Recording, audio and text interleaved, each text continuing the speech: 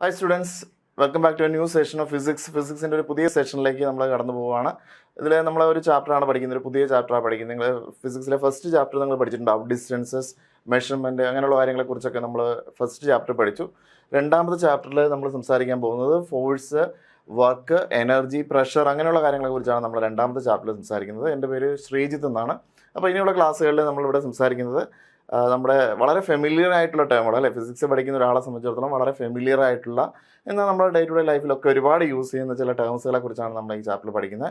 വളരെ സിമ്പിളായിട്ടുള്ള ചാപ്റ്ററാണ്. നമുക്ക് എപ്പോഴും നമ്മുടെ റിയൽ ലൈഫുമായിട്ട് എപ്പോഴും കണക്ട് ചെയ്ത് പറയാൻ പറ്റും. ചില ഫിസിക്സിലെ പോർഷൻസ് എന്ന് പറയുന്നത് നമുക്ക് ഇമാജിൻ ചെയ്തെടുക്കേണ്ടി വരും, മനസ്സിലാലോ. പുതിയ പുതിയ കാര്യങ്ങളൊക്കെ നിങ്ങൾ പഠിക്കുമ്പോൾ കുറേയൊക്കെ നമ്മൾ ഇമാജിനേഷനിലൂടെ നമ്മൾ എന്ത് ചെയ്യേണ്ടി വരും, ഡെവലപ്പ് ചെയ്തെടുക്കേണ്ട ഒരു ഐഡിയ. പക്ഷേ ഈ ചാപ്റ്ററിൻ്റെ പ്രത്യേകത എന്ന് വെച്ച് കഴിഞ്ഞാൽ നമ്മൾ ഡെയിലി എപ്പോഴും നമ്മൾ ചെയ്യുന്ന കാര്യങ്ങളും എപ്പോഴും നമ്മൾ പറയുന്ന കാര്യങ്ങളും നമുക്ക് നമ്മുടെ ലൈഫുമായിട്ട് വളരെയധികം റിലേറ്റ് ചെയ്തിട്ടുള്ള കാര്യങ്ങളെക്കുറിച്ചാണ്. അതായത് ഫോഴ്സ് ഇല്ലാതെ നമുക്കൊരു ലൈഫില്ല, അല്ലേ, വർക്ക് ചെയ്യാതെ നമുക്ക് പറ്റില്ല. എനർജി, എപ്പോഴും നമ്മൾ എനർജി യൂസ് ചെയ്തുകൊണ്ടിരിക്കുകയാണ്, അല്ലേ. അപ്പോൾ ഇതിനെക്കുറിച്ചൊക്കെയാണ് നമ്മൾ ഈ ചാപ്റ്ററിൽ സംസാരിക്കുന്നത്. അപ്പോൾ വളരെ സിമ്പിളായിട്ടുള്ളൊരു ചാപ്റ്ററാണ്, രസകരമായിട്ട് നമുക്ക് പഠിക്കാൻ പറ്റും. എപ്പോഴും നമ്മൾ പറയുമ്പോൾ, ഒരു കാര്യം പറയുമ്പോൾ, നമ്മൾ നിങ്ങളുടെ ചുറ്റുപാടുമുള്ള എക്സാമ്പിൾസുമായിട്ടൊന്ന് കണക്ട് ചെയ്യുക. ഇവിടെ ഒരു ഫോഴ്സിൻ്റെ കാര്യം പറയുമ്പോൾ ഞാൻ എന്തൊക്കെ ഫോഴ്സാണ് അപ്ലൈ ചെയ്യുന്നത് എന്നൊക്കെ നിങ്ങളുടെ മനസ്സിൽ വരിക, കുറിച്ചിടുക. അപ്പോൾ ഒരു വെറുതെ ഐഡിയലായിട്ട് നമ്മൾ ക്ലാസ് കണ്ടിരിക്കാതെ നിങ്ങളൊരു പേപ്പറും ബുക്കും ഒക്കെ എടുത്തിട്ട് കുറച്ച് എക്സാമ്പിൾസൊക്കെ നിങ്ങളുടേതായിട്ട്, അപ്പോൾ സാർ ഇപ്പോൾ പറഞ്ഞ കാര്യമായിട്ട് എൻ്റെ ലൈഫിൽ ഞാൻ കാണുന്ന എക്സാമ്പിൾസ് എന്തൊക്കെയാണ് എന്നൊക്കെ ഒന്ന് നോട്ട് ചെയ്ത് വെക്കുക, അതിനൊന്ന് റിവൈസ് ചെയ്യുക. അപ്പോൾ നിങ്ങൾക്ക് എക്സാമൊക്കെ എഴുതുമ്പോഴും ഒരു ക്രിയേറ്റിവിറ്റി ഐഡിയ കൊണ്ടുവരാനായിട്ട് നിങ്ങൾക്ക് വളരെ എളുപ്പമായിരിക്കും നമുക്ക് ഈ ചാപ്റ്റർ പഠിക്കുമ്പോൾ. അപ്പോൾ അതുകൊണ്ട് ആ ഒരു രീതിയിൽ നിങ്ങൾ ലൈവായിട്ട് തന്നെ ഈ ചാപ്റ്റർ പഠിക്കുക. അപ്പോൾ ഈ ഒരു 6th ക്ലാസ്സിൽ നമ്മൾ പഠിക്കുന്ന ഈ ഒരു കാര്യം തന്നെയാണ് ഇതിൻ്റെ ഡെവലപ്ഡ് വേർഷൻസ്. ഓരോ ക്ലാസ്സുകളിലും നമ്മളതിൻ്റെ ആഡപ്പുകൾ, അതായത് കുറേ കാര്യങ്ങൾ കൂടെ നമ്മൾ എന്ത് ചെയ്യും, ആഡ് ചെയ്യും. നിങ്ങളുടെ ഇൻ്റലക്ച്വൽ ലെവൽ റൈസ് ചെയ്യുന്നതിനനുസരിച്ച് കുറച്ച് കാര്യങ്ങൾ ആഡ് ചെയ്ത് ഈവൻ +1 +2 പോലും ഇതേ കാര്യങ്ങൾ തന്നെ നിങ്ങൾ പഠിക്കുന്നുണ്ട് എന്ന് നമുക്ക് അറിയുമ്പോൾ നമ്മൾ അതിൻ്റെ ഒരു ബേസാണ് പഠിക്കുന്നതെന്ന് കൃത്യമായിട്ട് മനസ്സിലാക്കിയിരിക്കുക. ബേസാണ് നമുക്കറിയാം ഒരു ബിൽഡിങ്ങിൻ്റെ ഏറ്റവും സ്ട്രോങ് ആയിട്ട് വേണ്ടുന്നൊരു കാര്യം എന്ന് പറയുന്നത്. അതുകൊണ്ട് തന്നെ സ്ട്രോങ് ബേസ് ഉണ്ടാക്കുക, സ്ട്രോങ് റൂട്ട്സ് ഉണ്ടാക്കുക. അപ്പോഴാണ് നമുക്ക് എന്ത് ചെയ്യാൻ പറ്റുന്നത്, ഫ്രൂട്ട്ഫുൾ ആയിട്ടുള്ള ഒരു ലേണിംഗ് നമുക്ക് ഉണ്ടാവുക. അപ്പോൾ അതുകൊണ്ട് കൃത്യമായിട്ട് മനസ്സിലാക്കിയിരിക്കുക. അപ്പോൾ നമ്മൾ ഈ ചാപ്റ്ററിൽ സംസാരിക്കാൻ പോകുന്നത് ഫോഴ്സ്, വർക്ക്, എനർജി, പ്രഷർ, ഇങ്ങനെ 4 കാര്യങ്ങളെക്കുറിച്ചാണ്. ഡീറ്റെയിൽ ആയിട്ട് 4 ഫിസിക്കൽ ടേമുകളെ കുറിച്ചാണ്. ഫിസിക്കൽ ടേം എന്തുകൊണ്ടാണ് ഈ ഫിസിക്കൽ ക്വാണ്ടിറ്റി എന്ന് പറയുന്നതെന്ന് വെച്ച് കഴിഞ്ഞാൽ നമുക്ക് കൃത്യമായിട്ട് അതിനെ മെഷർ ചെയ്യാൻ പറ്റും. ഏതെങ്കിലും ഒരു ഡിവൈസ് വെച്ച് നമുക്ക് കൃത്യമായിട്ട് മെഷർ ചെയ്യാൻ പറ്റും. ഏതെങ്കിലും ഒരു യൂണിറ്റ്, നിങ്ങൾ കഴിഞ്ഞ ചാപ്റ്ററിൽ യൂണിറ്റുകളെ കുറിച്ച് പഠിച്ചു, അല്ലേ, centimetre, millimetre, gram, metre per second, metre, അങ്ങനെ പല യൂണിറ്റുകളെ കുറിച്ച് പഠിച്ചു. അപ്പോൾ ഏതെങ്കിലും ഒരു യൂണിറ്റ് കൊണ്ട് കൃത്യമായിട്ട് നമുക്ക് എക്സ്പ്രസ് ചെയ്യാനും പറ്റും. അപ്പോൾ ന്യൂമറിക്കലായിട്ട് നമുക്ക് എഴുതാൻ പറ്റും, യൂണിറ്റ് കൊണ്ട് എക്സ്പ്രസ് ചെയ്യാൻ പറ്റും, കൃത്യമായിട്ട് മെഷർ ചെയ്യാൻ പറ്റും. അങ്ങനെയുള്ള ക്വാണ്ടിറ്റീസിനെയാണ് നമ്മൾ ഫിസിക്കൽ ക്വാണ്ടിറ്റീസ് എന്ന് പറയുന്നത്. ഫിസിക്സുമായിട്ട് റിലേറ്റ് ചെയ്തിട്ടുള്ള physical quantities. Those quantities that can be quantitatively measured and numerically expressed with the help of a unit is called a physical quantity എന്നാണ് പറയുന്നത്, അല്ലേ. ക്വാണ്ടിറ്റേറ്റീവായിട്ട് മെഷർ ചെയ്യാൻ പറ്റും. ക്വാണ്ടിറ്റേറ്റീവ് മീൻസ് നമുക്ക് ക്വാളിറ്റേറ്റീവായിട്ട് പറയാറുണ്ട്, നല്ല വെയിറ്റ് ഉണ്ട് അല്ലെങ്കിൽ നല്ല ചൂടുണ്ട് എന്നൊക്കെ നമ്മൾ പറയാറുണ്ട്. അത് ക്വാളിറ്റേറ്റീവ് ആണ്, അല്ലേ. അതിന് കൃത്യമായ മെഷർമെൻ്റ് ഒന്നും ആവശ്യമില്ല. ഇപ്പോൾ നമ്മൾ രാവിലെ എഴുന്നേറ്റ് നല്ല ചൂടുണ്ടെന്ന് പറയാനായിട്ട് നമുക്ക് കൃത്യമായിട്ട് ടെമ്പറേച്ചറിന് പറയേണ്ട ആവശ്യമില്ല. എന്നാൽ സയൻറ്റിഫിക് ആയിട്ട് ക്വാണ്ടിറ്റേറ്റീവായിട്ട് മെഷർ ചെയ്യുമ്പോൾ കൃത്യമായ ഒരു എമൗണ്ട് നമ്മളവിടെ പറയണം. ഇപ്പോൾ 30 degrees Celsius ടെമ്പറേച്ചർ ഉണ്ട് എന്ന് നമ്മൾ പറഞ്ഞാൽ അത് ക്വാണ്ടിറ്റേറ്റീവ് മെഷർമെൻ്റ് ആണ്. ഫിസിക്സ് അങ്ങനെയാണ് കൂടുതൽ മെഷർ ചെയ്യുന്നത്, നമ്മൾ ക്വാണ്ടിറ്റേറ്റീവായിട്ട് മെഷർ ചെയ്യുന്നത്. കൃത്യമായിട്ട് ന്യൂമറിക്കൽ വാല്യൂവിൻ്റെ സഹായത്തോടുകൂടി ഒരു യൂണിറ്റിൻ്റെ സഹായത്തോടെ എക്സ്പ്രസ് ചെയ്യാൻ പറ്റുന്ന ചില ഫിസിക്കൽ ക്വാണ്ടിറ്റീസ്, അതായത് ഫോഴ്സ്, വർക്ക്, എനർജി, അങ്ങനെയുള്ള ഫിസിക്കൽ ക്വാണ്ടിറ്റീസിനെ കുറിച്ചാണ് നമ്മൾ പഠിക്കുന്നത്. അപ്പോൾ അതിനകത്ത് ഫസ്റ്റ് ടേം എന്ന് പറയുന്നത് ഫോഴ്സ് ആണ്, അല്ലേ. ഫോഴ്സ് എന്ന് പറയുന്നത് നമ്മുടെ ഡേ ടു ഡേ ലൈഫുമായിട്ട് ഇത്രയധികം റിലേറ്റ് ചെയ്ത മറ്റൊരു ഫിസിക്കൽ ക്വാണ്ടിറ്റി ഇല്ലയെന്ന് തന്നെ പറയാം, അല്ലേ. എത്രയധികം നമ്മളിപ്പോൾ രാവിലെ എഴുന്നേൽക്കുമ്പോൾ മുതൽ നമ്മൾ ഉറങ്ങുന്നത് വരെ നമ്മൾ എന്തുമാത്രം ഫോഴ്സുകളുമായിട്ടാണ് എക്സ്പീരിയൻസ് ചെയ്യുന്നത്, അല്ലെങ്കിൽ ഫോഴ്സുകൾ നമ്മളാണ് എക്സേർട്ട് ചെയ്യുന്നത്, അല്ലേ. അപ്പോൾ എന്താണ് ഫോഴ്സ് എന്ന് വെച്ചാൽ നിങ്ങൾക്ക് മനസ്സിലുണ്ട്, അല്ലേ. ഫോഴ്സ് എന്താണെന്ന് നിങ്ങളുടെ മനസ്സിലുണ്ട്. ഫോഴ്സ് എന്ന് പറയുന്ന സാധനം ചിലപ്പോൾ നിങ്ങൾക്ക് എക്സ്പ്രസ് ചെയ്യാൻ പറ്റത്തില്ല, പക്ഷെ നിങ്ങൾക്ക് അറിയാം എന്താണ് ഒരു ഫോഴ്സ്. നമ്മൾ ഫോഴ്സ് അപ്ലൈ ചെയ്തു എന്നൊക്കെ പറയുമ്പോൾ നിങ്ങളുടെ മനസ്സിലുണ്ട്, പക്ഷേ അതിൻ്റെ കൃത്യമായ ഡെഫിനിഷൻ ചിലപ്പോൾ നിങ്ങൾക്ക് അറിയാൻ പറ്റില്ല എന്ന് വരും. അതിനെക്കുറിച്ചാണ് നമ്മൾ പഠിക്കുന്നത്. അപ്പോൾ നമ്മൾ നിങ്ങൾക്ക് അറിയാവുന്ന കാര്യങ്ങളെ തന്നെ ഒന്ന് റിഫൈൻ ചെയ്ത് ഒരു ഡെഫിനിഷനൊക്കെ കൊടുത്ത് യൂണിറ്റൊക്കെ പഠിച്ച് ഒന്ന് എഴുതുന്നേ ഉള്ളൂ. അപ്പോൾ നിങ്ങൾക്ക് ഒന്നും ഫെമിലിയർ അല്ലാത്ത കാര്യങ്ങളില്ല, എല്ലാം ഫെമിലിയർ ആയിട്ടുള്ള കാര്യങ്ങൾ മാത്രമേ ഉള്ളൂ. അപ്പോൾ എന്താണ് ഒരു ഫോഴ്സ് എന്ന് പറയുന്നത്? നമ്മളൊരു ഫോഴ്സ് അപ്ലൈ ചെയ്തു എന്ന് പറയുമ്പോൾ നമ്മളിപ്പോൾ രാവിലെ എഴുന്നേറ്റിട്ട് നിങ്ങൾ എന്തെല്ലാം കാര്യങ്ങൾ ചെയ്യുന്നുണ്ട്, അല്ലേ. ബുക്ക് എടുത്ത് എഴുതുന്നുണ്ട്, അവിടെ നിങ്ങളൊരു ഫോഴ്സ് അപ്ലൈ ചെയ്യുന്നുണ്ട്, അല്ലേ. പേനയിൽ നിങ്ങളൊരു ഫോഴ്സ് അപ്ലൈ ചെയ്യുന്നുണ്ട്, പേപ്പറിലൊരു ഫോഴ്സ് അപ്ലൈ ചെയ്യുന്നുണ്ട്. നിങ്ങളൊരു ബുക്ക് ഒരു മേശപ്പുറത്ത് പ്ലേസ് ചെയ്യുമ്പോൾ അവിടെ നിങ്ങളൊരു ഫോഴ്സ് അപ്ലൈ ആണ്. അപ്പോൾ നിങ്ങളുടെ റൂമിലെ ചെയറിൻ്റെ പൊസിഷൻ നിങ്ങൾക്ക് കുറച്ച് കൺവീനിയൻ്റ് അല്ലാന്ന് തോന്നി നിങ്ങൾ കുറച്ച് മാറ്റിയിടുകയാണ്. അപ്പോൾ ചെയറിനെ നിങ്ങളൊന്ന് പുഷ് ചെയ്ത് മാറ്റുകയാണ്. ദാറ്റ് ഈസ് എ ഫോഴ്സ്, അല്ലേ. അല്ലെങ്കിൽ നിങ്ങൾ ഡോറ് തുറക്കുന്നു അതിന് വേണ്ടി, അല്ലെങ്കിൽ ഡോറിനെ പുഷ് ചെയ്യുന്നു, ഡോറിനെ വലിക്കുന്നു, പുഷ് ആൻഡ് പുൾ അല്ലേ. ഒരു വണ്ടി ബ്രേക്ക് ഡൗൺ ആയിപ്പോയി കഴിഞ്ഞു, നിങ്ങൾ ഒന്ന് ഹെൽപ്പ് ചെയ്യാനായിട്ട് നിങ്ങൾ വഴിയിലേക്ക് പോകുമ്പോൾ ഒരു വണ്ടി ബ്രേക്ക് ഡൗൺ ആയി കിടക്കുകയാണ്, അപ്പം അവരതൊന്ന് മൂവ് ചെയ്യാൻ ശ്രമിക്കുകയാണ്. അപ്പോൾ നിങ്ങളിവിടെ ചിലപ്പോൾ ഹെൽപ്പ് ചെയ്യും, ഹെൽപ്ഫുൾ മെൻറ്റാലിറ്റി ഉള്ള ആളാണെങ്കിൽ നിങ്ങളൊന്ന് ഹെൽപ്പ് ചെയ്യും, അല്ലേ. നമ്മളൊരു ഫോഴ്സ് കൊടുക്കുന്നുണ്ട് അല്ലേ. അപ്പോൾ ഒരു പുഷ് അല്ലെങ്കിൽ ഒരു പുൾ. നിങ്ങളൊരു ബസ്സിൽ കയറി നിൽക്കുകയാണ്, നല്ല തിരക്കുള്ള ബസ്സാണ്, അപ്പം ആൾക്കാർ വന്ന് നിങ്ങളെ ഇങ്ങനെ പുഷ് ചെയ്യുന്നുണ്ട്, മനസ്സിലായല്ലോ. അപ്പോൾ അതൊരു ഫോഴ്സ് തന്നെയാണ്. നിങ്ങൾ കിച്ചണിലേക്ക് ഒന്ന് പോയി നോക്കിയാൽ നിങ്ങളുടെ അമ്മയോ അല്ലെങ്കിൽ നിങ്ങളുടെ അച്ഛനോ ആരോ ആയാലും, നിങ്ങളിപ്പോൾ നിങ്ങൾക്ക് ചപ്പാത്തി ഉണ്ടാക്കണം, എന്താ ചെയ്യുന്നത്, മാവ് നന്നായിട്ട് കുഴച്ച് എന്ത് ചെയ്യുന്നു, നന്നായിട്ട് കുഴച്ച് അതിനെ ഷേപ്പ് ആക്കിയിട്ട്, ആദ്യം നമുക്കറിയാം ഒരു ചപ്പാത്തി ഉണ്ടാകുമ്പോൾ അതിൻ്റെ ഷേപ്പ് നമുക്കറിയാം അല്ലേ, റൗണ്ട് ഷേപ്പിലാണ് നമ്മൾ ഉണ്ടാക്കുന്നത്. പക്ഷെ നമ്മൾ ഉണ്ടാക്കി വരുമ്പോൾ ചിലപ്പോൾ റൗണ്ട് ഷേപ്പ് ആവണമെന്നില്ല, എനിവേ. പക്ഷേ ഇനീഷ്യലി അതിൻ്റെ അവസ്ഥ എന്തായിരുന്നു, മാവ് നമ്മൾ കുഴച്ച് ഈ വെള്ളമൊക്കെ ഒഴിച്ച് കുഴയ്ക്കുമ്പോൾ അതിൻ്റെ ഷേപ്പ് എന്ന് പറയുന്നത് ഒരിക്കലും ഒരു സർക്കുലർ ഷേപ്പിലുള്ള സാധനമൊന്നും ആയിരുന്നില്ല അത് അല്ലേ. അതിന് നമ്മളൊരു ഫോഴ്സ് അപ്ലൈ ചെയ്ത് നമ്മൾ എന്താക്കി മാറ്റുകയാണ് ചെയ്യുന്നത്, ആ സർക്കുലർ ഷേപ്പിൽ പരത്തിയും ഇടിച്ചും ഒക്കെ നമ്മൾ ആക്കുകയാണ്. അപ്പോൾ നമ്മളവിടെ ഫോഴ്സാണ് അപ്ലൈ ചെയ്യുന്നത്. അപ്പോൾ എന്തൊക്കെയാണ് ഫോഴ്സ് ചെയ്യുന്നത് എന്ന് നമ്മൾ ജസ്റ്റ് ഒന്ന് അനലൈസ് ചെയ്ത് നോക്കിക്കഴിഞ്ഞാൽ നമുക്ക് കുറേയധികം കാര്യങ്ങൾ മനസ്സിലാവും. ഫോഴ്സ് എന്തൊക്കെയാണ്, ഫോഴ്സ് ചെയ്യുന്നത് എന്താണെന്ന് മനസ്സിലാക്കി കഴിഞ്ഞാൽ അത് തന്നെയാണ് ഫോഴ്സിൻ്റെ ഡെഫിനിഷൻ എന്ന് പറയുന്നത്. ഫോഴ്സ് എന്തിനൊക്കെ വേണ്ടി യൂസ് ചെയ്യുന്നുണ്ട്. അപ്പോൾ ഒരു സ്റ്റേഷനറി ആയിട്ടൊരു ചെയർ നിങ്ങളുടെ റൂമിലുണ്ടെങ്കിൽ ആ ചെയറിനെ ഒന്ന് മാറ്റിയിടണം, നിങ്ങൾ എന്ത് ചെയ്യണം, ഒരു പുഷ് കൊടുക്കണം. ഒരു ഡോറ് തുറക്കണമെങ്കിൽ നിങ്ങളൊരു പുള്ളോ അല്ലെങ്കിൽ പുഷോ കൊടുക്കണം, ശരിയല്ലേ. അപ്പോൾ ഫോഴ്സ് എന്ന് പറയുന്നത് ഒരു പുഷ് അല്ലെങ്കിൽ പുള്ളാണ്. അത് എന്തിനു വേണ്ടിയാണ് യൂസ് ചെയ്യുന്നത് ആലോചിച്ചാൽ മതി. ഫോഴ്സ് എന്ന് പറഞ്ഞാൽ പുഷും പുള്ളും ആണെന്ന് മനസ്സിലായപ്പോൾ അത് എന്തിനു വേണ്ടിയായിരിക്കും യൂസ് ചെയ്യുന്നത് ആലോചിച്ച് നോക്കിയേ. ഫോഴ്സ് എന്ന് പറയുന്നത് ഒരു സ്റ്റേഷനറി ആയിട്ടിരിക്കുന്ന ഒബ്ജക്റ്റ്. എന്താ ഈ സ്റ്റേഷനറി അല്ലെങ്കിൽ റെസ്റ്റിലിരിക്കുന്ന ഒബ്ജക്റ്റ് കഴിഞ്ഞ ചാപ്റ്റർ പഠിച്ചിട്ടുണ്ട്, സ്റ്റേറ്റ് ഓഫ് റെസ്റ്റ്. എന്താ ഈ സ്റ്റേറ്റ് ഓഫ് റെസ്റ്റ് എന്ന് പറഞ്ഞാൽ ഒരു ബോഡിയുടെ പൊസിഷൻ അതിൻ്റെ സറൗണ്ടിങ്ങിനനുസരിച്ചോ ടൈമിനനുസരിച്ചോ മാറുന്നില്ല എങ്കിൽ the body is at A state of rest എന്ന് പറയാൻ പറ്റും. അപ്പോൾ സമയം കഴിയുന്നതനുസരിച്ച് അതിൻ്റെ പൊസിഷനിൽ മാറ്റം വരികയാണെങ്കിൽ അതിനെ നമുക്ക് റെസ്റ്റിലാന്ന് പറയാൻ പറ്റുമോ. ഒരു ട്രീ, നിങ്ങൾ രാവിലെ എഴുന്നേറ്റ് നോക്കുമ്പോൾ ട്രീ നിങ്ങളുടെ വീട്ടിൻ്റെ മുമ്പിലുള്ള ഒരു ട്രീ ആണെന്ന് വിചാരിച്ചോ, അത് രാവിലെ എഴുന്നേറ്റ് നോക്കുമ്പോൾ അവിടെ തന്നെ ഇരിക്കുന്നത്. കുറച്ച് കഴിഞ്ഞ് നിങ്ങൾ നോക്കുമ്പോഴും ആ ട്രീ എവിടെ തന്നെ ഇരിക്കുന്നത്, അവിടെ തന്നെ നിൽക്കുന്നത്. അപ്പോൾ അതിനർത്ഥം ട്രീ എന്തിലാണ്, റെസ്റ്റിലാണ് ഇരിക്കുന്നത് വെച്ചോ. ഇനി നിങ്ങളുടെ വീട്ടിലൊരു മൂവിങ് ട്രീ ഉണ്ടെന്ന്, അങ്ങനെ ട്രീ നമുക്ക് ഇമാജിൻ ചെയ്യാം. ഒരു മൂവിങ് ട്രീ ഉണ്ട്, രാവിലെ എഴുന്നേപ്പോൾ ട്രീ ഇവിടെ നിൽക്കുന്നു, കുറച്ച് കഴിയുമ്പോൾ ട്രീ അപ്പുറം അവിടെ നിൽക്കുന്നു, കുറച്ച് കഴിയുമ്പോൾ വേറൊരിടത്തും പോയി നിൽക്കുന്നു. അങ്ങനെയാണെങ്കിൽ ട്രീ എന്തിലാണ് പറയേണ്ടി വരും, മോഷനിലാണെന്ന് പറയേണ്ടി വരും. പക്ഷേ എന്തായാലും അങ്ങനെ മൂവിങ് ട്രീ ഒന്നും നമ്മുടെ വീട്ടിലില്ല. നമ്മുടെ വീട്ടിലുള്ളത് എന്താണ്, സ്റ്റേഷനറി ആയിട്ടുള്ള ട്രീ ആണ്. അപ്പോൾ സ്റ്റേറ്റ് ഓഫ് റെസ്റ്റ്. ഇപ്പോൾ ഒരു ചെയർ നിങ്ങൾ നോക്കുമ്പോൾ ആദ്യം റെസ്റ്റിലായിരുന്നു, കുറച്ച് കഴിയുമ്പോഴും അവിടെ തന്നെ ഇരിക്കുകയാണെങ്കിൽ അത് സ്റ്റേറ്റ് ഓഫ് റെസ്റ്റിലായിരുന്നു. അപ്പോൾ സ്റ്റേറ്റ് ഓഫ് റെസ്റ്റ് ഇരുന്ന ഒബ്ജക്റ്റിനെ നിങ്ങൾക്കൊന്ന് മൂവ് ചെയ്യിപ്പിക്കണം, നിങ്ങൾക്ക് ഇഷ്ടപ്പെട്ടില്ല, ആ ചെയർ അവിടെ ഇരിക്കുന്നത് നിങ്ങൾക്ക് ഇഷ്ടമല്ല, അങ്ങനെയാണെങ്കിൽ നിങ്ങൾ എന്ത് ചെയ്യുക, ജസ്റ്റ് ഒരു ഫോഴ്സ് കൊടുക്കുക, ഒരു പുഷ് കൊടുക്കുക. അപ്പോൾ ആ ചെയർ എന്ത് ചെയ്യും, കുറച്ചങ്ങോട്ട് നീങ്ങും. അപ്പോൾ നിങ്ങൾ എന്താ ചെയ്തത്, സ്റ്റേറ്റ് ഓഫ് റെസ്റ്റ് ഇരിക്കുന്ന റെസ്റ്റിലിരുന്നൊരു ഒബ്ജക്റ്റിനെ നിങ്ങൾ എന്ത് ചെയ്തു, മോഷനിലേക്ക് കൊണ്ടുപോവാണ് ചെയ്തത് അല്ലേ. ബ്രേക്ക് ഡൗൺ ആയിപ്പോയി അല്ലെങ്കിൽ വണ്ടി സ്റ്റോപ്പായി പോയ ഒരു കാറിനെ നിങ്ങൾ പുഷ് ചെയ്ത് മൂവ് ചെയ്യുകയാണ് ചെയ്തത്. ഒരു ടോയ് കാർ ഉണ്ടെങ്കിൽ ടോയ് കാർ എടുത്ത് വെച്ചിട്ട് നിങ്ങൾ പുറകിൽ നിന്ന് ഒരു പുഷ് കൊടുത്തു കഴിഞ്ഞാൽ ടോയ് കാർ എന്ത് ചെയ്യും, മൂവ് ചെയ്യും അല്ലേ. അപ്പം സ്റ്റേഷനറി ആയിരുന്ന ഒരു ഒബ്ജക്റ്റിനെ നിങ്ങൾ എന്ത് ചെയ്യാനായിട്ട് ശ്രമിച്ചു, മൂവ് ചെയ്യാനായിട്ട് ശ്രമിച്ചു. അപ്പോൾ ഫോഴ്സിൻ്റെ ആദ്യത്തെ ജോലി എന്ന് പറയുന്നത് റെസ്റ്റിലിരിക്കുന്ന ഒബ്ജക്റ്റ്, സ്റ്റേറ്റ് ഓഫ് റെസ്റ്റ് ഇരിക്കുന്ന ഒബ്ജക്റ്റിനെ സ്റ്റേറ്റ് ഓഫ് മോഷനിലേക്ക് മാറ്റുക. വേറെ എന്തെങ്കിലും ചെയ്യാൻ പറ്റുമോ, നിങ്ങൾ സ്കൂളിൽ കളിക്കുമ്പോൾ നിങ്ങളുടെ ഒരു ഫ്രണ്ട് നിങ്ങളുടെ അടുത്തേക്ക് ഓടി വരുവാന്ന് വെച്ചു, നിങ്ങൾ രണ്ട് കൈ വെച്ച് അവനെ സ്റ്റോപ്പ് ചെയ്യുക, പിടിച്ച് നിർത്താൻ പറ്റുമല്ലോ. അല്ലെങ്കിൽ ഒരു ടോയ് കാർ, ഒരു വൈൻഡ് ചെയ്തൊരു ടോയ് കാർ ഉണ്ട്, അതിങ്ങനെ മൂവ് ചെയ്ത് വരുവാണ്. അപ്പോൾ നിങ്ങൾ വഴിയിൽ നിങ്ങളുടെ കൈ കൊണ്ടങ്ങ് വെക്കുക, എന്താ ടോയ് കാർ കൊണ്ടൊന്ന് അവിടെ വെച്ച് നിൽക്കാൻ പറ്റും നമുക്ക്. എന്ന് വെച്ചൊരു റോഡിൽ ഇറങ്ങിയിട്ട് മൂവ് ചെയ്യുന്നൊരു കാറിൻ്റെ ഫ്രണ്ടിൽ ചെന്നിട്ട് നമുക്ക് സ്റ്റോപ്പ് ചെയ്യാൻ പറ്റുമോ, ഇല്ല. പറ്റുന്ന കാര്യങ്ങളെ ചെയ്യാവുള്ളൂ. നമുക്ക് മൂവ് ചെയ്തുകൊണ്ടിരിക്കുന്ന ഒരു ഒബ്ജക്റ്റ്, അപ്പോൾ ഒരു ബോള് നിങ്ങളുടെ കയ്യിലേക്ക് വരികയാണ്, ഉരുണ്ട് വരികയാണ്, ഒരു ഫുട്ബോൾ, നിങ്ങളൊരു കാല് കൊണ്ട് സ്റ്റോപ്പ് ചെയ്യാൻ പറ്റും. നിങ്ങളൊരു ഗോളിയാണെന്ന് വിചാരിച്ചോ, ഒരു ഫുട്ബോൾ നിങ്ങളുടെ നേർക്ക് വരികയാണെങ്കിൽ നിങ്ങൾ കൈ കൊണ്ട് സ്റ്റോപ്പ് ചെയ്യണം, അത് ഗോളിയുടെ ഒരു ഫംഗ്ഷനാണല്ലേ, ഗോളിയുടെ ജോലി അതാണ്. അപ്പോൾ മൂവ് ചെയ്തുകൊണ്ടിരിക്കുന്ന ഒരു ഒബ്ജക്റ്റാണ് ബോൾ എന്ന് പറയുന്നത്. ഒരു ക്രിക്കറ്റ് കളിക്കൊണ്ടിരിക്കുകയാണ്, ക്രിക്കറ്റ് ഗ്രൗണ്ടിൽ നിങ്ങൾ ക്രിക്കറ്റ് കളിക്കാറില്ലേ, അപ്പോൾ നിങ്ങളുടെ കൂട്ടുകാരൻ ഒരു 6 അടിക്കാനായിട്ട് ബോൾ അടിച്ച് ബുക്കി. അപ്പോൾ നിങ്ങൾ ഫീൽഡറാണ്, നിങ്ങൾ എന്ത് ചെയ്യും, നിങ്ങൾ നേരെ ബോൾ വരും, അപ്പോൾ നിങ്ങൾ കൈയും കെട്ടി നോക്കിക്കോണോ ചെയ്യുന്നത്, അല്ല, നിങ്ങൾ രണ്ട് കൈയും വെച്ച് അതിനെ സ്റ്റോപ്പ് ചെയ്യും, ക്യാച്ച് ചെയ്യും. അതായത് നല്ല സ്പീഡിൽ മൂവ് ചെയ്തുകൊണ്ടിരുന്ന ബോളായിരുന്നു, അതിനെ നിങ്ങൾ എന്ത് ചെയ്തു, ക്യാച്ച് ചെയ്തു, സ്റ്റോപ്പ് ചെയ്തു. അതിനുവേണ്ടി നിങ്ങൾ എന്ത് അപ്ലൈ ചെയ്തു, ഒരു ഫോഴ്സ് അപ്ലൈ ചെയ്തു അല്ലേ. ഫോഴ്സ് അപ്ലൈ ചെയ്താൽ മാത്രമേ നമുക്ക് എന്ത് ചെയ്യാൻ പറ്റുള്ളൂ, മൂവ് ചെയ്യുന്നൊരു ഒബ്ജക്റ്റിനെ എന്ത് ചെയ്യാൻ പറ്റുള്ളൂ, സ്റ്റോപ്പ് ചെയ്യാൻ പറ്റും. അപ്പോൾ യൂണിഫോം ആയിട്ട് മൂവ് ചെയ്തു, ഒരു കാറ് യൂണിഫോം ആയിട്ട് മൂവ് ചെയ്യണം, അവിടെ നമ്മൾ എപ്പോഴാണ് ഫോഴ്സ് കൊടുക്കുന്നത്, നമ്മളിറങ്ങി ഓപ്പോസിറ്റ് ഡയറക്ഷനിൽ ഫോഴ്സ് കൊടുക്കുന്നുണ്ടോ, ഇല്ല, നമ്മളവിടെ ബ്രേക്ക് ചെയ്യുകയാണ് ചെയ്യുന്നത്. അതൊരു ഫോഴ്സ് ആണല്ലേ, കാല് കൊണ്ട് ബ്രേക്ക് പെഡൽ അപ്ലൈ ചെയ്യുമ്പോൾ ബ്രേക്ക് ചെയ്യുകയാണ്. അപ്പോൾ വണ്ടിയുടെ എന്താണ് ചെയ്യുന്നത്, സ്റ്റോപ്പ് ആവുക ചെയ്യുന്നത്. അപ്പം മൂവ് ചെയ്തുകൊണ്ടിരിക്കുന്ന ഒരു ഒബ്ജക്റ്റിനെ സ്റ്റോപ്പ് ചെയ്യാനും സ്റ്റേഷനറി ആയിട്ടിരിക്കുന്ന ഒരു ഒബ്ജക്റ്റിനെ മൂവ് ചെയ്യാനും നമ്മൾ എന്ത് കൊടുക്കേണ്ടി വരും, ഫോഴ്സ് കൊടുക്കേണ്ടി വരുമെന്ന് നമുക്ക് മനസ്സിലായി. ഓക്കെ അല്ലേ.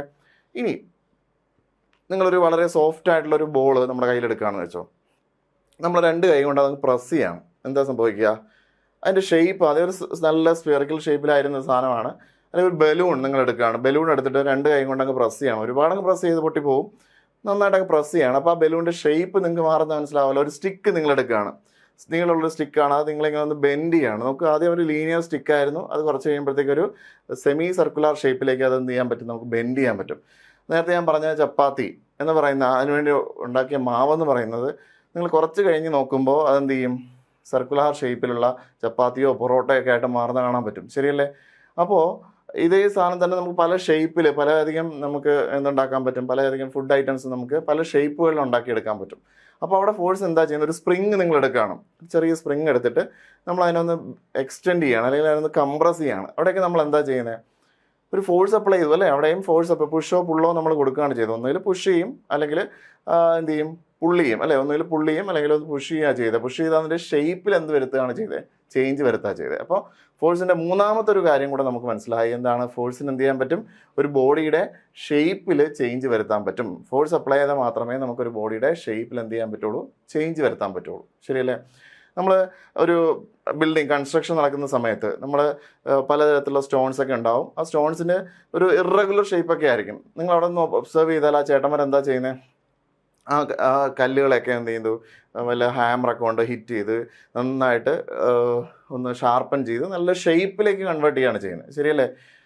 അപ്പോൾ ആ ഷേപ്പ് മാറ്റാനായിട്ട് നമ്മൾ എന്ത് ചെയ്യും, ഫോഴ്സ് കൊടുക്കേണ്ടി വരും. നിങ്ങൾക്കറിയാം, നിങ്ങൾക്കൊരു ഫ്രൂട്ട് കിട്ടിയിട്ട് നമുക്ക് ഫ്രൂട്ട് സലാഡ് ഉണ്ടാക്കണം. അതുപോലെ കൊണ്ടുവന്ന് നമ്മളൊരു ഇതിനകത്തേക്ക് ഇടുകയാണോ ചെയ്യുന്നത്? അല്ല, നമ്മളതിൻ്റെ പീൽ ഓഫ് ചെയ്തിട്ട് അതിനെ നമ്മൾ ജസ്റ്റ് കട്ട് ചെയ്ത് ചെറിയ ചെറിയ കഷ്ണങ്ങളാക്കി നമ്മൾ ബൗളിലേക്ക് മാറ്റുകയാണ് ചെയ്യുന്നത് അല്ലേ. അവിടെയും നമ്മളെന്താണ്, നമ്മുടെ ആ നൈഫ് കൊണ്ട് നമ്മളൊരു ഫോഴ്സ് കൊടുക്കുകയാണ് ചെയ്യുന്നത്. ഫോഴ്സ് കൊടുത്തിട്ടാണ് നമ്മൾ അതിൻ്റെ ഷേപ്പ് ചേഞ്ച് വരുത്തുന്നത്. ശരിയല്ലേ? അപ്പോൾ നമുക്ക് ഒരു ബോഡിയുടെ ഷേപ്പിൽ ചേഞ്ച് വരുത്താൻ വേണ്ടി നമ്മൾ എന്ത് കൊടുക്കേണ്ടി വരും, ഫോഴ്സ് കൊടുക്കേണ്ടി വരും. ശരിയല്ലേ? അപ്പോൾ force is A push or pull that changes. ഇതിപ്പോൾ ചേഞ്ച് വരുത്താൻ ശ്രമിക്കുക എന്നുള്ളതാണ്. ഇപ്പോൾ നമ്മുടെ ഒരു ഫ്രണ്ട് ഓടി വരുന്നു, അയാളെ സ്റ്റോപ്പ് ചെയ്യാൻ ചിലപ്പോൾ നമുക്ക് പറ്റിയെന്ന് വരത്തില്ല. അയാളെ ഓടി വരുമ്പോൾ നമ്മളൊരു ഫോഴ്സ് കൊടുത്തു, ഓക്കെ, ട്രൈ ചെയ്തു, മനസ്സിലാലോ.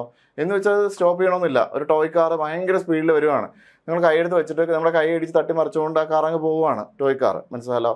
അപ്പോൾ നമ്മളെന്ത് ചെയ്തു, ട്രൈ ചെയ്തു. നമ്മളൊരു ബിൽഡിങ്ങിൽ പോയിട്ട് എന്ത് ചെയ്യാണ്, നന്നായിട്ട് പുഷ് ചെയ്യാണ്. ബിൽഡിങ്ങിനെ മറിച്ചിടണമെന്ന് നമുക്ക് ആഗ്രഹമുണ്ട്, നമ്മൾ ഭയങ്കര പവർഫുള്ളാണ്, നമുക്കൊരു തോന്നലുണ്ടായി. നമ്മൾ പോയി അടുത്തേക്കുന്ന ഒരു ബിൽഡിങ്ങിലോ അല്ല ഒരു മതിലിലോ ഒക്കെ പോയിട്ട് ഫോഴ്സ് കൊടുക്കുകയാണ്. പക്ഷേ മതിലോ ബിൽഡിങ്ങോ ഇത് അറിഞ്ഞ ഭാവം അടിക്കത്തില്ല അല്ലേ. അപ്പോൾ അതിൻ്റെ അർത്ഥം നമ്മളവിടെ എഫേർട്ട് എടുത്തില്ല എന്നല്ല, മനസ്സിലാവും. നമ്മൾ എഫേർട്ട് എടുത്തു, അതിനെന്തുണ്ടായില്ല, ഒരു റിസൾട്ട് ഉണ്ടായില്ല എന്ന് മാത്രമേ ഉള്ളൂ. അപ്പോൾ നമ്മളൊന്ന് ട്രൈ ചെയ്തു, മനസ്സിലാലോ. നമുക്ക് ഇപ്പോൾ ചെയറൊക്കെ നിങ്ങളുടെ റൂമിൽ നിന്ന് ചിലപ്പോൾ നിങ്ങൾക്ക് ഈസി ആയിട്ട് മാറ്റാൻ പറ്റും. വലിയൊരു ഡൈനിങ് ടേബിൾ, നല്ല വെയിറ്റ് ഉള്ളൊരു അൽമാര നിങ്ങൾക്ക് റൂമിൽ നിന്ന് മാറ്റണമെന്ന് വെച്ചാൽ നിങ്ങൾ ഒറ്റയ്ക്ക് ചിലപ്പോൾ നടത്തിയാൽ നിങ്ങൾ ഇതിനകത്ത് ഫോഴ്സ് കൊടുത്താൽ ചിലപ്പോൾ അതൊന്ന് ജസ്റ്റ് മൂവ് ചെയ്യുകയൊക്കെ ചെയ്യുമായിരിക്കും. പക്ഷേ നിങ്ങൾക്ക് അതിനടുത്ത് ഡിസ്പ്ലേസ് ചെയ്യാനൊന്നും പറ്റത്തില്ല. അപ്പോൾ ഫോഴ്സ് ഒരു ബോഡിയെ ഡിസ്പ്ലേസ് ചെയ്യാൻ ട്രൈ ചെയ്യുകയോ ചെയ്യാം, മനസ്സിലാലോ. ഒരു ട്രൈ എന്ന് പറയുന്നതിനെ നമുക്ക് എന്തായിട്ട് കൺസിഡർ ചെയ്യാൻ പറ്റും, ഫോഴ്സ് എന്ന്. അപ്പം ഈ force is something which changes or tries to change അല്ലേ. ചേഞ്ച് ചെയ്യാൻ ശ്രമിക്കുകയോ ചേഞ്ച് ചെയ്യുകയോ ചെയ്യുന്ന എന്തിനേയും നമുക്ക് എന്ത് വിളിക്കാം, ഫോഴ്സ് എന്ന് വിളിക്കാം. എന്തൊക്കെയാണ് ചേഞ്ച് ചെയ്യുന്നത്? ഒരു റെസ്റ്റ് ഇരിക്കുന്ന ഒരു ബോഡിയുടെ റെസ്റ്റ് എന്ന് പറയുന്ന സ്റ്റേറ്റിനെ ചേഞ്ച് ചെയ്ത് നമ്മൾ എന്തിലേക്ക് മാറ്റും, മോഷനിലേക്ക് മാറ്റും. മോഷനിലിരിക്കുന്ന ഒരു ഒബ്ജക്റ്റിനെ ആ ഒരു യൂണിഫോം മോഷനിൽ നിന്ന് അതിനെ സ്റ്റോപ്പ് ചെയ്ത് നമ്മൾ എന്താക്കും, സ്റ്റേഷനറി ആയിട്ട് മാറ്റും, അല്ലെങ്കിൽ ട്രൈ ചെയ്യും, അതിനുവേണ്ടി ട്രൈ ചെയ്യും. ഒരു ബോഡിയുടെ ഷേപ്പിൽ നമ്മൾ കാര്യമായ ചേഞ്ച് വരുത്തും. ഒരു ബോഡിയുടെ ഡയറക്ഷനിൽ ചേഞ്ച് വരുത്താൻ പറ്റും. അതാണ് ഫോഴ്സിൻ്റെ നാലാമത്തെ പോയിന്റ് എന്ന് പറഞ്ഞാൽ it can change the direction of A moving body. ഒരു വണ്ടി മൂവ് ചെയ്യാണ്, സ്ട്രെയിറ്റ് റോഡാണെങ്കിൽ നമ്മൾ സ്റ്റിയറിംഗ് ഡയറക്റ്റ് പിടിച്ചുകൊണ്ടിരുന്നാൽ മതി, അങ്ങ് പൊക്കോളും അല്ലേ. പക്ഷേ ഇടയ്ക്ക് ഒരു ഭയങ്കര ടേൺ ഉണ്ട്. ഇപ്പോൾ ഡ്രൈവർ വിചാരിക്കുകയാണ് ഞാൻ ടേൺ ചെയ്യുന്നില്ല എന്ന് വിചാരിച്ചാൽ വണ്ടി നേരെ അങ്ങ് പോകില്ലേ, അപകടം ഉണ്ടാവും അല്ലേ. അപ്പോൾ ഒരു വലിയ ടേൺ ഉണ്ടെങ്കിൽ അയാൾ അതിൻ്റെ സ്റ്റിയറിംഗ് തിരിച്ച് വണ്ടി എന്ത് ചെയ്യും, ടേൺ ചെയ്യും. അപ്പോൾ അയാൾ എന്താ ചെയ്തത്, ഡയറക്ഷൻ ഓഫ് ഒബ്ജക്റ്റ് ഒരു ഫോഴ്സ് അപ്ലൈ ചെയ്തിട്ട് ഇതിൻ്റെ ഇപ്പോൾ ബോട്ട് ഓടിച്ച് പോവുകയാണ് നിങ്ങൾ. ബോട്ട് ഓടിച്ച് പോകുമ്പോഴത്തേക്ക് നമ്മുടെ വലിയ എന്തെങ്കിലുമൊക്കെ ഒബ്സ്ട്രക്കിൾസ് വഴിയിലുണ്ടെങ്കിൽ നമ്മൾ എന്ത് ചെയ്യും, അതിനനുസരിച്ച് തിരിഞ്ഞു പോകും അല്ലേ. അപ്പോൾ വണ്ടിയുടെ ഇപ്പോൾ ഒരു ഫുട്ബോൾ നിങ്ങൾ കളിച്ചുകൊണ്ടിരിക്കുമ്പോൾ നിങ്ങളുടെ നേരെ വരുന്നൊരു ഫുട്ബോളിനൊന്ന് കിക്ക് ചെയ്യുമ്പോൾ അത് വേറൊരു ഡയറക്ഷനിലേക്ക് പോകും. ഒരു ബാറ്റ് വെച്ച് നിങ്ങൾ ക്രിക്കറ്റ് കളിക്കുകയാണ്, നിങ്ങൾ ബാറ്ററാണ്. അപ്പോൾ ഒരു ബോൾ എറിയുമ്പോൾ നിങ്ങൾ ആ ബോൾ ഇങ്ങോട്ടാണ് വരുന്നത്, നിങ്ങൾ ഇവിടെ നിന്ന് ഹിറ്റ് ചെയ്ത് നേരെ ഓപ്പോസിറ്റ് ഡയറക്ഷനിലേക്ക് അടിച്ച് മാറുകയാണ്. ബോളിൻ്റെ അതേ ഡയറക്ഷനിലേക്കാണോ അല്ലെങ്കിൽ ബോൾ വന്ന ഡയറക്ഷൻ തന്നെയാണോ ഇപ്പോൾ മൂവ് ചെയ്യുന്നത്, അല്ല നേരെ ഓപ്പോസിറ്റ് ഡയറക്ഷനിലോ ഇങ്ങോട്ടോ ഓഫ് സൈഡിലോ ലെഗ് സൈഡിലോ സ്ട്രെയിറ്റ് ആയിട്ടോ എങ്ങനെയെങ്കിലും. ഫുട്ബോളൊക്കെ കളിക്കുമ്പോൾ ഓരോരുത്തരും ഫോഴ്സ് കൊടുക്കുന്നതിനനുസരിച്ച് ഫുട്ബോൾ തോന്നിയ ഡയറക്ഷനിലേക്ക് പോവുകയാണ്, ശരിയല്ലേ. അപ്പോൾ അവിടെ നമ്മൾ എന്താ ചെയ്യുന്നത്, മൂവ് ചെയ്തുകൊണ്ടിരിക്കുന്ന ഒരു ഒബ്ജക്റ്റിൻ്റെ ഡയറക്ഷനിൽ എന്ത് വരുത്തുകയാണ്, ചേഞ്ച് വരുത്തുകയാണ്. നിങ്ങളുടെ നേർക്കൊരു ബോൾ വരുമ്പോൾ നിങ്ങൾ അതിനെ തട്ടി മാറ്റുക എന്ന് വിചാരിച്ചോ. നിങ്ങൾ വഴി പോകുമ്പോൾ ഒരു കുട്ടികൾ ക്രിക്കറ്റ് കളിക്കുമ്പോൾ ബോൾ നിങ്ങളുടെ നേരെ വരുന്നത് നിങ്ങൾ എന്ത് ചെയ്യും, നോക്കിക്കൊണ്ടിരിക്കത്തില്ല, നിങ്ങൾ തട്ടി മാറ്റും. അപ്പോൾ അവിടെ ഡയറക്ഷനിൽ ചേഞ്ച് വരുത്താണ്. നമ്മളവിടെ ഒരു ഫോഴ്സ് അപ്ലൈ ചെയ്ത് ആ മൂവ് ചെയ്യുന്ന ഒബ്ജക്റ്റിൻ്റെ ഡയറക്ഷനിൽ എന്ത് വരുത്താണ്, ചേഞ്ച് വരുത്താണ്. അപ്പോൾ ഫോഴ്സിൻ്റെ 4 ഫങ്ഷൻസ് എന്ന് പറയുന്നത് it can force is something is A push അല്ലേ. ഫോഴ്സ് എന്ന് പറയുന്ന ഒരു പുഷോ പുള്ളോ ആണ്, മനസ്സിലല്ലോ. ഇവിടെ എന്താ ചെയ്യുന്നത്, ഇയാളൊരു ബോഡിയെ ഇങ്ങോട്ട് വലിക്കുകയാണ്. ഇവിടെ നമ്മൾ എന്താ കൊടുക്കുന്നത്, പുഷാണ് അല്ലേ. ഇവിടെ ഒരു ഫോഴ്സ് അപ്ലൈ ചെയ്യുന്നുണ്ട്. This is A force, that force is A pulling force, ശരിയല്ലേ. ഇയാൾ അതിനെ പുഷ് ചെയ്യാണ്, പുറകെ നിന്ന് പുഷ് ചെയ്യാണ്, ഇയാളെ സഹായിക്കാൻ വേണ്ടിയാണ്. അപ്പോൾ ആ ഫോഴ്സിൻ്റെ ഡയറക്ഷൻ ഇങ്ങോട്ടാണ്, ഇങ്ങോട്ടാണ് അല്ലേ. ഈ ഫോഴ്സിൻ്റെ ഡയറക്ഷൻ ഇങ്ങോട്ടാണെങ്കിൽ ഈ ഫോഴ്സിൻ്റെ ഡയറക്ഷൻ ഇങ്ങോട്ടാണ്. അപ്പോൾ ഇത് പുഷാണ്, പുഷിങ് ഫോഴ്സ് ആണ്. ഇവിടെ ഒരു ഫോഴ്സ് അയാൾ അപ്ലൈ ചെയ്യുന്നുണ്ട്. ഇവിടെ പുള്ളാണ്, അയാളൊരു പുള്ളിങ് ഫോഴ്സ് അപ്ലൈ ചെയ്യുന്നുണ്ട്. അപ്പോൾ ഈ പുഷ് അല്ലെങ്കിൽ പുള്ളിങ് ഫോഴ്സിനെയാണ് നമ്മൾ എന്ത് വിളിക്കുന്നത്, അല്ലെങ്കിൽ ഈ പുൾ അല്ലെങ്കിൽ പുഷ് എന്ന് പറഞ്ഞ സ്റ്റേറ്റിനെയാണ് നമ്മൾ എന്ത് പറയുന്നത്, ഫോഴ്സ് എന്ന് വിളിക്കുന്നത്. അത് എന്തിനു വേണ്ടിയൊക്കെയാണ് യൂസ് ചെയ്യുന്നത്, ഇറ്റ് ചേഞ്ചസ്. ഒന്നുകിൽ അത് എന്ത് ചെയ്യുന്നുണ്ടാവണം, ചേഞ്ച് ചെയ്യുന്നുണ്ടാവണം, ശരിയല്ലേ. അല്ലെങ്കിൽ ടെൻസ് ടു ചേഞ്ച് ചെയ്യാൻ ട്രൈ ചെയ്യുന്നുണ്ടെങ്കിലും ഉണ്ടാവും, മനസ്സിലായല്ലോ. അപ്പോൾ ഫോഴ്സ് എന്ന് പറയുന്നത് ഒരു എക്സ്റ്റേണൽ പുഷ് അല്ലെങ്കിൽ പുള്ളാണ്. അത് എന്ത് ചെയ്യുന്നുണ്ട്, ചേഞ്ച് ചെയ്യുന്നുണ്ട്, അല്ലെങ്കിൽ tends to change the state of rest. നേരത്തെ ഞാൻ പറഞ്ഞു, റെസ്റ്റ് ഇരിക്കുന്ന ഒരു ഒബ്ജക്റ്റിൻ്റെ റെസ്റ്റ് എന്ന് പറയുന്ന ഒരു സ്റ്റേറ്റിനെയോ or uniform motion of a body, ഒരു ബോഡിയുടെ യൂണിഫോം മോഷനെയോ എന്ത് ചെയ്യുന്നുണ്ട്, ചേഞ്ച് വരുത്തുന്നുണ്ട്.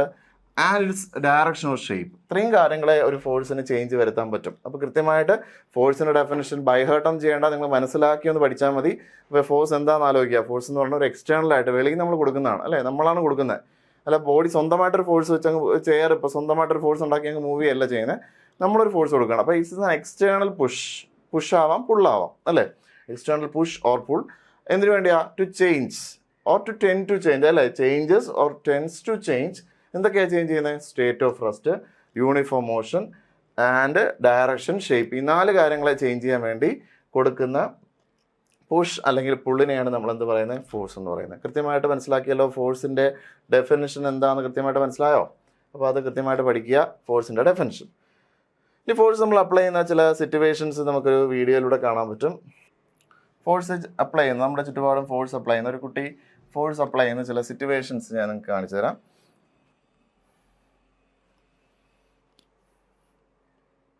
ഫോഴ്സിൻ്റെ ഇഫക്റ്റ് എന്തൊക്കെയാണ്, ഫോഴ്സിന് ഇഫക്റ്റുകളെ കൊടുക്കാൻ പറ്റുകയെന്നാണ്. നമുക്കൊരു കുട്ടി, നിങ്ങളെ പോലെ തന്നെ ഒരു കുട്ടിയാണ്, അവൻ എന്ത് ചെയ്യണം, ഒരു ടേബിൾ പുഷ് ചെയ്യണം, കണ്ടോ ഫോഴ്സ് അയാൾ കൊടുക്കുന്ന ഡയറക്ഷൻ കണ്ടോ. അപ്പോൾ അയാൾ ആ ഫോഴ്സ് കൊടുക്കുന്ന സമയത്ത് ആ ടേബിൾ എന്ത് ചെയ്തു, അങ്ങോട്ട് കൃത്യമായിട്ട് മൂവ് ചെയ്തു. ഇനി വേറൊരു കുട്ടി കണ്ടോ, ഫുട്ബോൾ കളിക്കുകയാണ് 2 പേര്. അയാൾ എന്ത് ചെയ്തു, ഫുട്ബോൾ അടിച്ച് വയ്ക്കുമ്പോൾ ആ ഗോളി എന്ത് ചെയ്തോ, ഫുട്ബോളിനെ ഫോഴ്സ് കൊടുത്ത് എന്ത് ചെയ്യാണ്, തടുത്ത് നിർത്തുകയാണ്. ഇനി ഇയാൾ കണ്ടോ, വന്ന ഫുട്ബോളിനെ തട്ടി കിക്ക് ചെയ്ത് അതിൻ്റെ ഡയറക്ഷൻ ചേഞ്ച് വരുത്താണ്. ഈ കുട്ടിയാണെങ്കിൽ ഒരു സ്പ്രിങ്ങിനെ എക്സ്റ്റെൻഡ് ചെയ്തു, വലിച്ച് നീട്ടി അതിൻ്റെ എന്ത് ചെയ്യാണ്, അതിനെ ഇലോങ്ങേറ്റ് ചെയ്യാണ് അല്ലെങ്കിൽ കംപ്രസ് ചെയ്യാണ്. ഇവിടെ കണ്ടോ 2 കുട്ടികൾ, 2 അല്ല 6 കുട്ടികളുണ്ട്.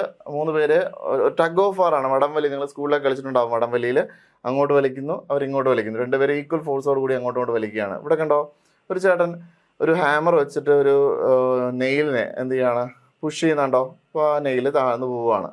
അപ്പോൾ അതും ഒരു ഫോഴ്സിൻ്റെ ഇഫക്റ്റ് ആണ് അല്ലേ. ഒരു ഹാമർ വെച്ചിട്ട് നെയിലിനെ പുഷ് ചെയ്യുന്നത് ഫോഴ്സിൻ്റെ ഇഫക്റ്റ് ആണ്. അപ്പോൾ ഒരു ഫോഴ്സ് കൊടുത്തിട്ടാണ് അയാൾ എന്ത് ചെയ്യുന്നത്, ഈ ഹാമർ അതിനകത്ത് മൂവ് ചെയ്യുന്നത്. അപ്പോൾ ഈ പറയുന്ന സിറ്റുവേഷൻസിലെല്ലാം നമ്മൾ അപ്ലൈ ചെയ്യുന്ന എന്താണ്, ഫോഴ്സ് തന്നെയാണ് അല്ലേ.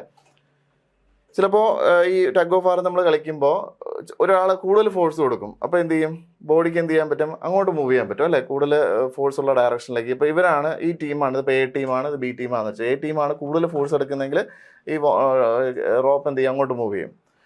ഇനി എന്താ ചെയ്യുന്നത്, ഒരു ഒരു ഡ്രമ്മിൽ ഹിറ്റ് ചെയ്യുകയാണ് അല്ലേ. അപ്പോൾ അതും അയാളുടെ മസ്കുലർ ആയിട്ടുള്ളൊരു ഫോഴ്സാണ്. അപ്പോൾ ഈ ഫോഴ്സ് നമ്മുടെ ചുറ്റുപാടുമുള്ള സിറ്റുവേഷനിൽ ഫോഴ്സ് എങ്ങനെയൊക്കെ അപ്ലൈ ചെയ്യും എന്നുള്ള ജസ്റ്റ് ഒരു ഔട്ട്ലൈൻ കാണിക്കാൻ വേണ്ടിയാണ് ഞാനത് കാണിച്ചത്, മനസ്സിലായല്ലോ. അപ്പോൾ ഫോഴ്സിൻ്റെ ഇഫക്റ്റുകളെന്ന് പറയുന്നത് ഇതൊക്കെയാണ്. ഫോഴ്സിന് ഇക്കാര്യങ്ങളൊക്കെ എന്ത് ചെയ്യാൻ പറ്റും, ചേഞ്ച് ചെയ്യാൻ പറ്റും അല്ലേ. ഫോഴ്സ് ചേഞ്ച് ചെയ്യുന്നത് ഇതൊക്കെയാണ്. ഫോഴ്സിൻ്റെ ഡെഫിനിഷൻ നിങ്ങൾ പഠിച്ചോ.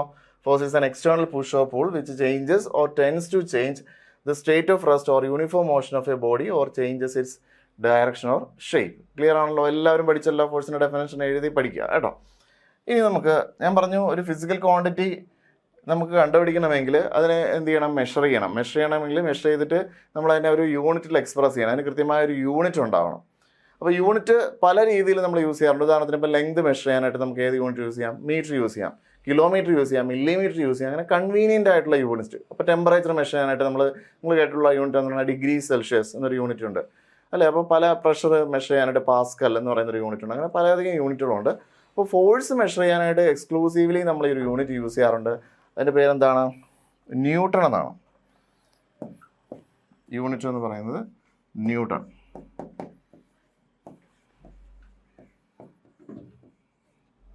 ന്യൂട്ടൺ. ഈ യൂണിറ്റ് ഒരു പ്രത്യേകതയുണ്ട്. ഈ യൂണിറ്റിൻ്റെ പേര് SI യൂണിറ്റ് എന്നാണ്. അപ്പോൾ നിങ്ങളത് കേട്ടിട്ടുണ്ടോ എന്ന് എനിക്കറിയത്തില്ല. SI യൂണിറ്റ് എന്താണ്? ഈ SI യൂണിറ്റ് എന്ന് പറഞ്ഞാൽ SI മീൻസ് സിസ്റ്റം ഇൻ്റർനാഷണൽ, അല്ലെങ്കിൽ ഇൻ്റർനാഷണൽ സിസ്റ്റം എന്നാണ്. അതായത് ഗ്ലോബലി നമ്മൾ ഫോളോ ചെയ്യുന്നൊരു യൂണിറ്റ് എന്നാണ് അതിൻ്റെ മീനിങ്. മനസ്സിലായല്ലോ? കാര്യം എന്ന് വെച്ച് കഴിഞ്ഞാൽ ആദ്യകാലത്ത് ഫിസിക്സ് ഇത്രയൊക്കെ ഡെവലപ്പ് ചെയ്യുന്നതിന് മുമ്പ് പല ഫിസിക്കൽ ക്വാണ്ടിറ്റീസ് നമുക്കുണ്ടല്ലേ. പ്രഷറുണ്ട്, ടെമ്പറേച്ചറുണ്ട്, വോളിയം ഉണ്ട്, റെസിസ്റ്റൻസ് ഉണ്ട്, ഏരിയ ഉണ്ട്, ഒരുപാട് ഫിസിക്കൽ ക്വാണ്ടിറ്റീസ് ഉണ്ട്, ഇലക്ട്രിക് കറണ്ട് ഉണ്ട്. അപ്പോൾ ഇതിനെയൊക്കെ ഓരോ രാജ്യങ്ങളിലും ഡിഫറൻ്റ് ആയിട്ടുള്ള രാജ്യങ്ങളിൽ ഡിഫറൻ്റ് ആയിട്ടുള്ള ലൊക്കേഷൻസിൽ ഡിഫറൻറ്റ് യൂണിറ്റ്സിൻ്റെ സഹായത്തോടു കൂടിയാണ് എക്സ്പ്രസ് ചെയ്യുന്നത്. ഒരേ കാര്യം തന്നെ മെഷർ ചെയ്യാനായിട്ട് പല യൂണിറ്റുകളുണ്ട് അല്ലേ. ഇപ്പോൾ നമുക്ക് ഇപ്പോൾ ഒരു കാര്യം നമ്മൾ മെഷർ ചെയ്ത് കൊടുക്കുന്നത്, നിങ്ങൾ കടകളിലൊക്കെ പോയിട്ട് സാധനം വാങ്ങുമ്പോൾ നമ്മൾ ഒന്നുകിൽ അതൊരു പാക്കറ്റിൽ ഫില്ല് ചെയ്ത് തന്നേക്കുമായിരിക്കും നമുക്ക് തരുന്നത്. പക്ഷേ ചില സമയത്ത് നമുക്ക് അതിൻ്റെ അളവ് പറഞ്ഞ് വാങ്ങിക്കേണ്ടി വരും. 1/2 കിലോ അല്ലെങ്കിൽ 1 kg, 2 kg, 1/2 kg എന്നൊക്കെ പറഞ്ഞിട്ട് വാങ്ങേണ്ടി വരും. അപ്പോൾ അത് തന്നെ വേണമെങ്കിൽ നമുക്ക് 1 പൗണ്ട് 2 പൗണ്ട് അങ്ങനെയൊക്കെ വാങ്ങിക്കാം. ചില രാജ്യങ്ങളിൽ പോയാൽ പൗണ്ടിലായിരിക്കും അത് മെഷർ ചെയ്യുന്നത്. മനസ്സിലായല്ലോ?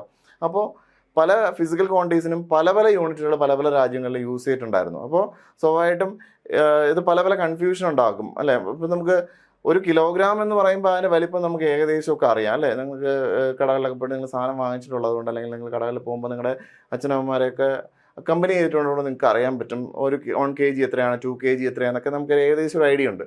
പക്ഷേ 2 പൗണ്ട് എത്രയാണ്, 5 പൗണ്ട് എത്രയാണ്, 10 പൗണ്ട് എത്രയാണ്, 1 ടൺ എത്രയാണ് എന്നൊക്കെ പറഞ്ഞു കഴിഞ്ഞാൽ നിങ്ങൾക്ക് 1 ക്വിൻ്റൽ എത്രയാണ് എന്നൊക്കെ ചോദിച്ചു കഴിഞ്ഞാൽ നിങ്ങൾക്ക് ഒരു ഐഡിയ ഉണ്ടാവില്ല. നിങ്ങൾ ചിലപ്പോൾ കേട്ടിട്ടുണ്ടാവുന്നല്ലാതെ അതിനെക്കുറിച്ച് യാതൊരു ഐഡിയയും നിങ്ങൾക്ക് ഉണ്ടാവില്ല. മനസ്സിലായല്ലോ?